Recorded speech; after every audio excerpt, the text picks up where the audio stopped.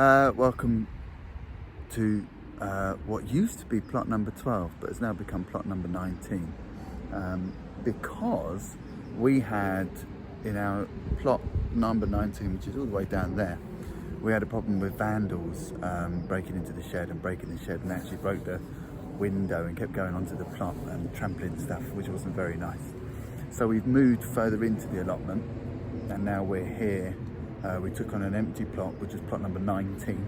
When we took it on, it was just overgrown. It had been trimmed, but it was overgrown.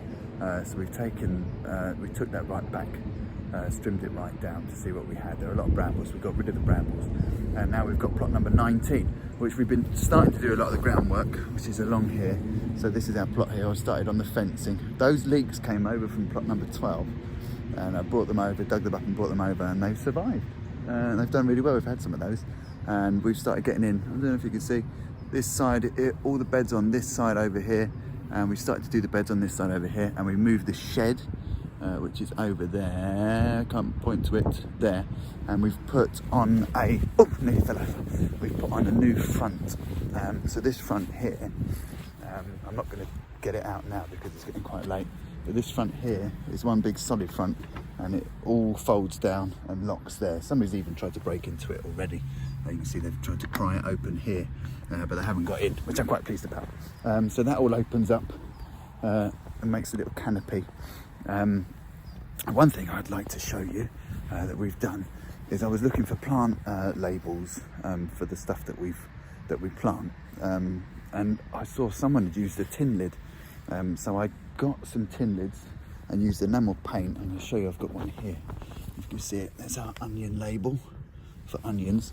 So we got some enamel paint and flattened out these tin lids and painted them and put down, and I bought some on Amazon.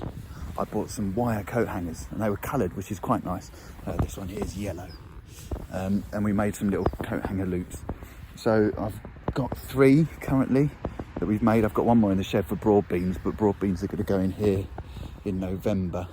So I think I've calculated I've got about 27 I need to make, probably more, because we're going to have on this plot here, where this small little tunnel is going to be a large polytunnel which runs all the way over to the shed. So we're going to have a large polytunnel for our aubergines and stuff like that. I've got aubergines and chilies in there that I brought over from the old plot, and it seems to be doing okay. We've got aubergines on there.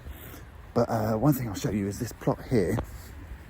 I might need to turn the camera around for this. I don't know if I can do that.